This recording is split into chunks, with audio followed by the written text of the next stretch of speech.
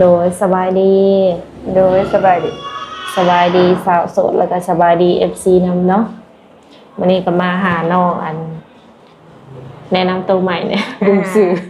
ซื้อหยาเด้อน้องหยาดเด้อโดยอายุได้จักปีแล้วก็เศร้าปีนี้แต่ว่ายังบ่เต็มเลยที่8เดือน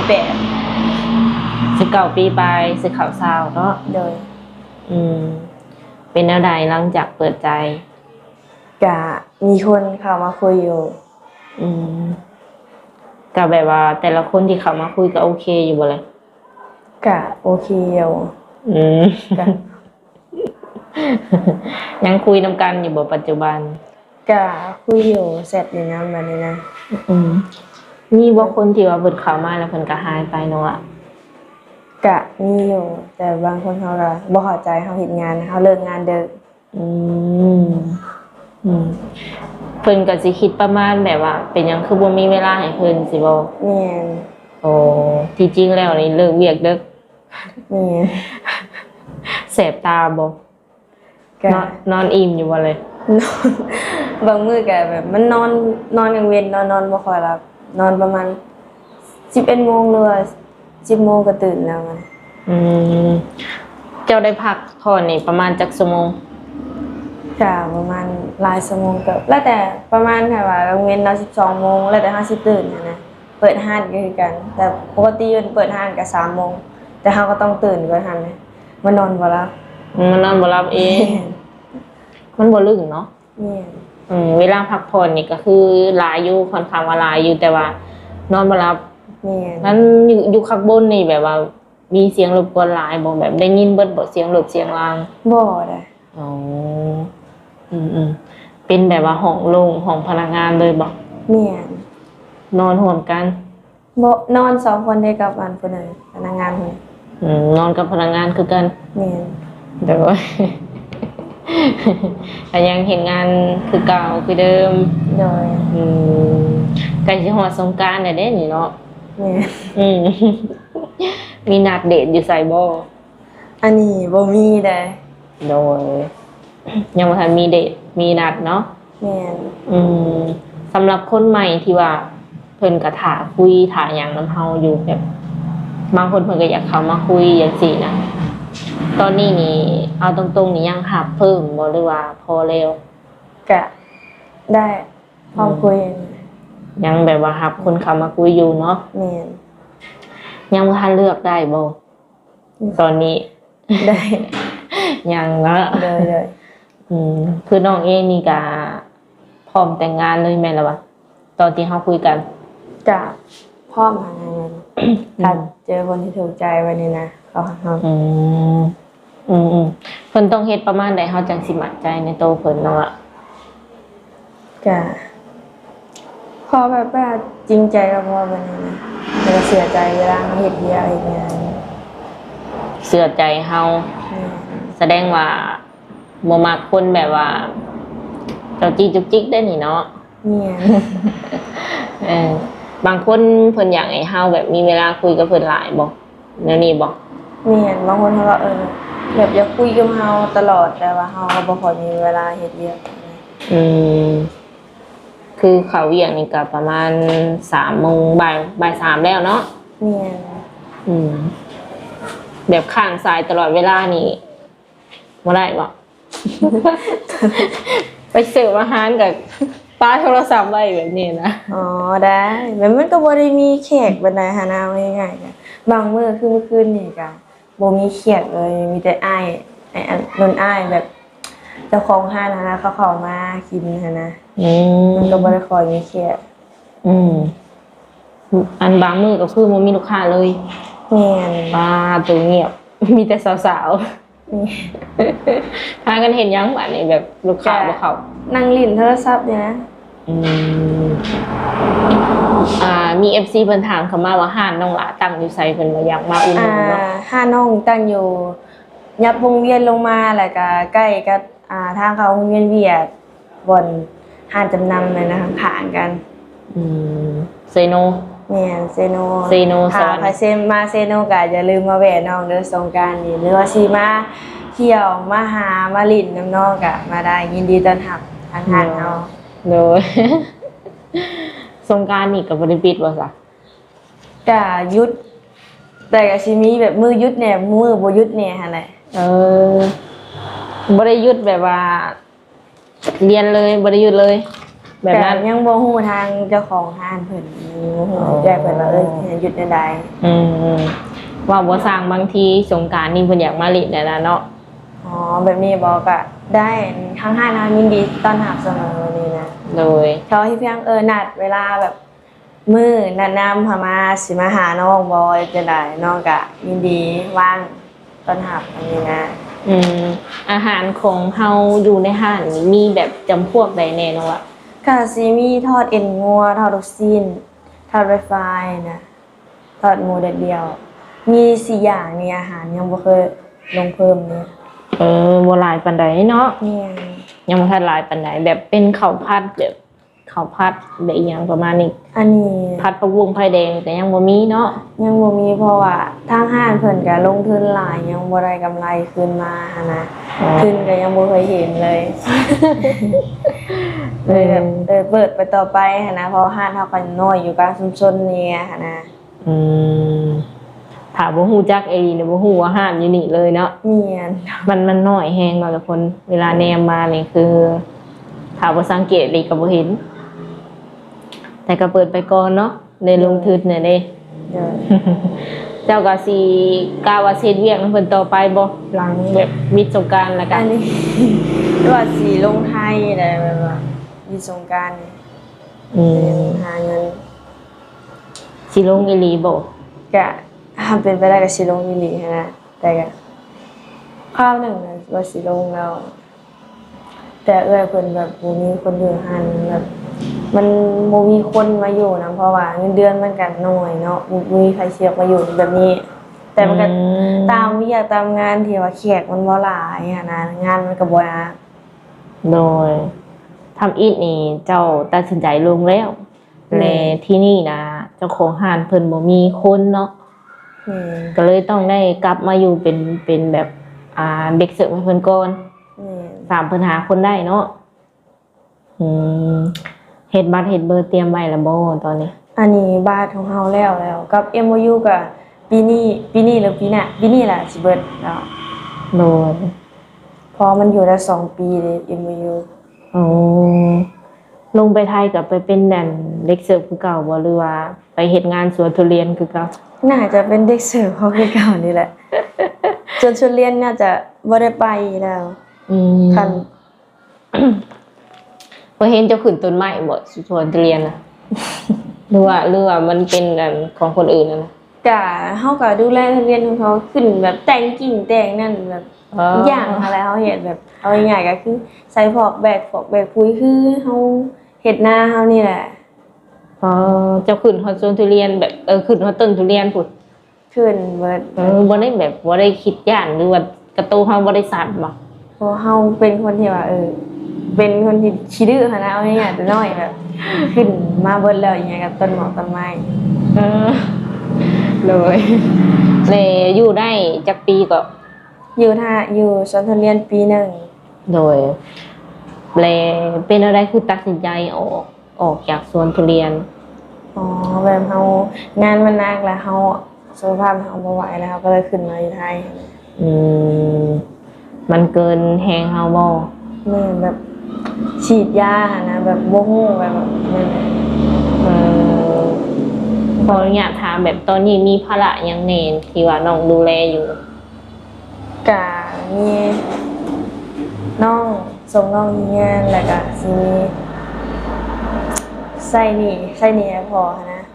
อืม ที่อยากลงไทยวิสงกรานต์นี่ค่ะ อืมอยากปลดหนี้ให้พอ เนี่ย กับอยากส่งน้องเรียนต่อให้จบ เนี่ย ประมาณจักปีน้องจะเรียนจบ ปีนี้แหละก็จบแล้ว เออค่าใช้จ่ายประมาณแบบจักพันหรือว่าจักหมื่น แต่เดือนประมาณเดือนหนึ่งเขาก็สิโอนให้ประมาณ1,500บางทีก็ทิศละพัน โอ้ แบบการใช้จ่ายมันหลาย อืมให้น้อง ส่ง พันกว่าบาท เนี่ย ก็ถือว่าธรรมดาในการคิดเป็นเงินไทยเนาะ เนี่ย มันคิดเป็นเงินล้านเท่านี่ก็เกือบล้านแล้วล่ะเนาะล้านหาเลยเด้ เนี่ยเอาง่ายๆก็คือเงินล้านเนี่ยไปตลาดก็ซื้อพอเต็มรถนะ บัดที่นี่เงินเดือนเจ้าเองกาล้านเท่าไหร่ล้าน2 ล้านล้านห้าก็สิได้อยู่ประมาณ 2,000 กว่าบาทบ่ 2,500ค่ะเป็นเงินไทย ให้น้องก็เกือบครึ่งแล้วเนาะ เนี่ยกะ1,500ค่ะเราอยากจะบางมื้ออันค่ะมันสดแห้งกะ1,100ค่ะนะ ก็เลยเป็นเหตุผลที่ว่าต้องได้ดิ้นรนแล้วก็สู้ทุกๆมื้อนี้อายุยังน้อยแต่ว่าเฮ็ดเป็นแบบเฮ็ดผ่านมาหลายสิ่งหลายอย่าง เนี่ยแบบเคยผ่านยังมาหลายแล้วค่ะนะ ก็มื้อนี้ก็ถามให้ FC นำเนาะบางคนเพิ่นถามว่าอ้าวน้องเฮ็ดสวนทุเรียนอยู่ดีๆเป็นหยังคือออกหั้นนะเนาะ ก็คือแบบแรงงานเฮามันบ่แรงเฮามันบ่ไหวเนาะตัวน้อย บางคนเพิ่นเฮ็ดสวนทุเรียนแบบเป็นเจ้าของสวนทุเรียนเนาะอยากได้เมียไปเบิ่งไปแย่งนำประมาณนี้ พร้อมปีนต้นทุเรียน ทั้งน้องเองก็พร้อม คือถามว่าเฮาได้เป็นภรรยาเพิ่นเฮาอาจจะบ่ได้เฮ็ดหนักขนาดนั้นดอกเนาะ เนี่ยมันก็เฉียบ แต่ความหมายว่าเขามีพื้นฐานไว้แล้วมันโอเคอะนะแบบกรีดยางเคยกรีดบ่ บ่เคยเลยนี่นะมีแต่อยู่สวนทุเรียนก็คือเฮาแบบดูแลทุเรียนเพิ่นหั่นนะ โดยได้เงินเป็นรายเดือนหรือว่ารายปี รายปีก็เฮาไปอยู่ในหันเฮาก็สิ แต่ละเดือนเฮาก็สิเบิกเอาอะเฮาเอาไปซื้อกับข้าวไว้นี่นะสิเบิกเอาเดือนเท่าใด หากแต่ละเดือนนี่ก็เพิ่นให้เบิกอยู่ แม่นให้เบิกแล้วแต่เฮาสิเบิกเอาหั้นนะแต่ว่าสิ้นปีมาตัดทุเรียนเบิดแล้วก็คือเพิ่นสิหักเอาน้ำหันเลย แสดงว่าน้องนี่ได้เงินเป็นกอบเป็นกำกลับบ้าน อันนี้มาขึ้นตอนนั้นเนาะอยู่สวนทุเรียนผู้ที่ตัดสวนทุเรียนแล้วตัดเรียนยังบ่ทันแล้วขึ้นมาถ่ายเนาะอ้ายแบบเห็นแบบสภาพก็คือสิบ่ไหวแฮงก็ส่งน้องมาขึ้นมาเฮ็ดงานในไทยเงินติดตัว200ติดตัวแต่ขึ้นมาอยู่ไทยก็เพราะมาเฮ็ดงานเฮาก็ได้มีเงินเก็บเนี่ยนะแล้วก็ส่งให้พ่อพร้อม ผ่านมาหลายอีนี้เนาะ แม่น คิดว่าสิมีเงินแบบเป็นก้อนเป็นหยังนี่บ่แบบเขาใช้จ่ายตลอดเนาะอันนี้เนาะ บ่มีว่าความจริงเลยอันนี้ตอนลงสวนทุเรียนบ่ยังบ่ได้หยังเลยค่ะนะเป็นคนอื่นนั้นได้แบบ ได้รถได้เฮือนนี่นะแต่ตัวเองบ่ได้หยังเลย คืออย่างน้อยๆก็ได้ให้น้องก็พอเนาะ แม่นนี่นะเฮาก็โอนให้พ่อแบบเล็กๆน้อยๆค่ะนะก็น้ำใจที่เพิ่นเลี้ยงเฮามาไงค่ะนะ โดยขออนุญาตถามแบบทวนคืนจักหน่อยเนาะเกี่ยวกับเรื่องผู้ชายเนาะทุกคนเนาะคือน้องหละนี่มักผู้ชายที่ว่าเป็นประมาณใดน้องละ 30หรือ40ก็ได้ว่าหรือว่า50กว่า หมายถึงว่ารุ่นใหญ่กว่า รุ่นใหญ่รุ่น อายุเนาะ เด้อ รูปร่างหน้าตานี่เด้ซะ กะบ่ติหันนะถ้าเพิ่นจริงใจของษาทั้งหมดเฮามักเขาหันนะเฮาก็สิคุยถ้าเฮาบ่มักเฮาก็สิบ่คุยนะเพราะว่าเฮาย่านเสียความรู้สึกของเพิ่นเข้ามาหาเฮาบัดนี้นะ ถ้าคนไหนที่ว่าน้องเงียบใส่นี่แปลว่าน้องบ่มักบ่ แม่น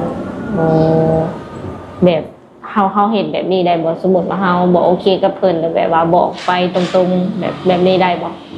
ได้ แม่มันน่าจะโอเคกว่าเนาะเพิ่นจังสิเข้าใจว่าเป็นหยังน้องคือหายไปนะอันนั้นเรื่องสเปคเพิ่นเนาะทุกคนเนาะ ลักๆอยากได้ผู้ชายที่นิสัยเป็นแบบใดน้องล่ะ กะแบบ ใจดีบ่ห ใจ รือว่า ดีนะแต่ก็เข้าใจเวลาที่เฮาเห็นเรื่องหรือว่าเวลาที่เฮาเงียบแบบนี้นะบ่แม่นเฮาสิหายไปก็เฮาสิหายไปเฮาก็สิบอกเหตุผลว่าเฮาบ่มักจังซั่นจังซี่เด้อนี่อ้ายฮักได้บ่ แน่ใจมักคนแบบใจร้อนหรือใจเย็น แบบในใดก็ได้แบบใจร้อนหรือใจเย็นก็เฮาแบบรับได้เบิดแบบนี้นะคะแนนแบบรับในสิ่งที่เฮาเป็นก็พอ คือขอแค่เพิ่นรับน้องได้ ส่วนน้องนะครับเพิ่นได้ทุกอย่าง อืมโดยแนวใดก็ได้เพิ่นว่าน้องหล่าสูงเท่าไหร่น้องหล่า สูง51 58 158เนาะ โดย อ่าน้ำหนักประมาณเท่าไหร่ น้ำหนักบ่ โดย 42อืมคือมันน้อยแท้เนาะ มุสช่วงนี้แบบลดหุ่นนะก็ช่วงสงกรานต์แล้ว สำนี้ยังสิลดอยู่บ่เนี่ยอืมเคยแบบว่าน้ำหนักขึ้นสูงสุดประมาณเท่าไหร่ 55 โอ้ตอนนั้นนี่คือสิแบบเป็นตะแพงเนาะแบบคือสิเต็มไปเลย อวบ โอ้อวบอันนี้ก็คือ ตอนนี้นี่ผอมลงแต่ก่อนหลายเนาะ ๆเนี่ย หรือว่าเขาอยากได้หุ่นแบบนี้อยู่แล้วบอก แม่นเฮาแบบเฮาอยากมักน้อยๆจ่อยๆนะในใจก็อยากสูงแต่ว่ามันสูงแล้วสำเนียง โดยอยู่เพื่อนอยู่ซ่านแบบถามพ่อกับถามแม่นี่แบบเพิ่นเฮ็ดอาชีพการงานหยังเนาะล่ะ แต่ชาวนาเนี่ยนะแต่เพิ่นก็อยู่บ้านตอนนี้ ชาวนาโดยพ่อกับแม่เว้าเรื่องพ่อกับแม่ให้ฟังแหน่เนาะพ่อกับแม่เพิ่นยังอยู่นำกันบ่ อันนี้แม่แท้ๆนะเสียแล้วเสียตั้งแต่5 ปีก่อนเนี่ยแล้วบัดนี้พ่อเพิ่นก็เอาเมียใหม่เอาคนบ้านใกล้กันหั่นแหละแต่เพิ่นปาแล้วเพิ่นก็ไปยืมเงินเขาไปถอดขะดองหั่นน่ะจังหาเงินมาใช้หนี้เขาบัดนี้เฮาก็ อืม เงินหนี้นี่แหละยังแบบยังบ่จบ นี่คือกระดองนี้ เนี่ย เออ ยังบ่ใส่พอพันเลยค่ะนะ ยังไม่ใช่พอกี่พออย่างเลย แม่นแล้วตอนนี้เพิ่นก็สร้างครอบครัวใหม่อีกบัดนี้กับคนนครหลวงเวียงจันทน์มานี่แหละ โด ทุกค ย นแต่เพิ่นก็เอาลงไปสวนทุเรียนนำหาเงิน2 ปีแล้ว โดยแม่เสียส่วนพ่อก็สร้างครอบครัวใหม่แล้วเนาะ ปัจจุบันนี้น้องอยู่กับไผมีไอ้น้องกันสักคน หลังจากขึ้นมาแต่ไทยเนาะก็อยู่นำน้าสาวอยู่บ้านแล้วก็ออกมาเฮ็ดงานนี่แหละย้อนว่าเฮาอีตนเนาะ เชียร์บ่มีมันแบบพ่อก็ส่งอยู่เอ้ยก็ส่งอยู่งั้นแต่มันก็ บ่พอบ่ มันแบบเห็นน้องไปขอของเขาเลยโตนหั่นน่ะก็เลยมาหาให้น้องดีกว่าหั่นน่ะ อืมอืม เวลาขอน้ำเขาเนี่ยเขาบอกว่าบ่มีนี่นะเฮาก็เลยออกมาเวลาที่น้องขอก็เพียงได้ส่งให้น้องนิดๆหน่อยๆคันมีก็ อืมพอได้ให้น้อง แม่น น้องหลักเป็นคนที่เท่าไหร่เป็นลูกคนที่เท่าไหร่ที่สี่ เด้อ มีลูกจักคนนะทั้งเบิด 5 คน ชายจักคนยิงจักคน ชาย2หญิง3 สร้างครอบครัวไปแล้วจักคน บ่มี ก็ ยังโสดไปเลย ยังโสด โธ่หรือว่าเจ้าสิเอาก่อนมาจัก อยากได้อยู่แต่ว่าบ่มีใครเอา ยังมุ้ยไปเอา ไอ้หน้าตะกร้านี่ก็เห็ดอยู่บ่แต่ละปี กะเฮ็ดอยู่ให้น้าสาวเฮ็ดอยู่ โดยถ้าสมมุติว่าเจอคนที่ใส่เนาะมีคนที่ว่าเพิ่นพร้อมดูแลน้องลาเนาะเพิ่นมาขอมาแต่งเอาเมื่ออยู่น้ำได้บ่หรือว่าแนวใด ได้ ไปอยู่น้ำเพิ่นได้ ไปอยู่น้ำเพิ่นได้เพราะว่าเฮาเป็นตัวคนเดียวอะเด้ อืมคือเอาง่ายๆก็เฮามีไอ้น้องอยู่แต่ว่าเหมือนแบบขาดเสาหลักเนาะ นี่ คือแบบมันบ่คือเก่านะเนาะกลับไปแบบพอเพิ่นก็อยู่ครอบครัวของเพิ่นแล้ว นี่อีกอย่างเพิ่นก็บ่ได้สิบ่ได้มาเฮือนน่ะแต่ว่าเพิ่นก็ปะนาให้ตะกร้าไว้ให้เฮ็ดให้ลูกเฮ็ดก็ยังดีอยู่เลยแต่ก็สิมีหนี้เล็กน้อยแต่เพิ่นก็พยายามใช้แต่ว่าเฮาก็สิพยายามหาซอยเพิ่นนะ ประมาณจักหมื่นนึงล่ะหนี่พอก ะ40,000กว่า 40,000 42,000 เป็นเงินไทยเนาะประมาณ 40,000 กว่าบาทถ้าเป็นปลดหนี้ก็หนี้แล้วนี่ถือว่าโล่งเลยเนาะ แม่น อันนี้รวมทั้งดอกหรือว่าบ่มีดอกกันเนี่ย รวมทั้งดอก 2,000 โอ้ 42,000 42,000 บาท เนี่ย ถ้ ถ้าว่าอยู่นี่คือสิเพื่อสิใส่เบิดนี่บ่แม่นง่ายเนาะถ้าว่าอยู่บ้านเฮานี่นะ หลายปีเติบ เพ้อๆว่าเบิดเดือนเฮาก็บ่มีเงินแล้วอะไร นี่ถ้าอยู่ไทยนี่ น่าจะเก็บได้ประมาณ3 ปีน่าจะเบิด อืม บ่2 ปีกับ3 ปีน่ะ อืม การใช้จ่ายเฮาอีกอยู่ไทยก็ โดยสำหรับบางคนเพิ่นอยากแบบอยากศึกษาดูใจก่อนเนาะเพิ่นอยากให้เฮาแบบไปมาหาเที่ยวแบบหาสู่กันประมาณนี้นะน้องหว่าคิดว่าแนวใด ก็ได้เอา อืมแบบเป็นแฟนกันเนาะแบบไปมาหากันนี่นะ ได้ หรือว่าเจอกันปุ๊บเลยอยากแต่งปั๊บไปยุ่นเขาเลยบอก แต่อันนี้เฮาต้องถามเพิ่นก่อนว่าเพิ่นจริงบางทีเพิ่นเห็นตัวจริงเฮาว่าแบบบ่คือในกล้องแบบนี้นะแบบว่าคือในรูปนะ ยันมันทำบ่ได้ดิ แม่น หากตัวจริงน้องนี่ก็สาวเปียกบอกไว้ก่อนนะว่าขาว เป็นคนขาวเนาะหุ่นคิ้งบางห่างน้อยทุกคนเลย ลวกสูงกันตามที่ว่าเพิ่นบอกหั่นเลยเนาะ50ปลายสิฮอด60ก็พอดีงามเนาะ เด้อ ขาวได้ไผหรือว่าอบเอาบ่ ข่าวมาแต่น้อยๆพุ่นน่ะข่าว โอ้ พอเป็นคนข่าวเด้ โดย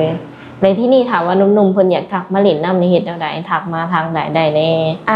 ทาง Facebook Line อะไรก็ WhatsApp ได้ Facebook Line แล้วก็ WhatsApp นำเนาะ เด้อ Line นี้สั่งใหม่บ่คือว่า Line เก่า ไลน์เก่าเด้อ โอเคเนาะมีแต่ว่าเป็นประมาณนั้นมาสุดนี้ก็ยังเห็นน้องเพิ่นอยู่หาดเนาะทุกคนเนาะ เลย พูดแหละหลังสงกรานต์ยังค่อยว่าอีกเทื่อนึงคันมาบ่เห็นนี่ก็แปลว่าไปไทยเนาะ นี่ ดูสำหรับคลิปนี้ทั้งสามเพียงในกันน้องจะได้ขอตัวเจ้าไว้ก่อนเนาะเพราะว่าโอ้ลมกันเดินพอสมควรสิให้น้องเพิ่นไปเตรียมเครื่องขายเนาะ เดิน โดยสบายดีเนาะวะ เลยสบายดี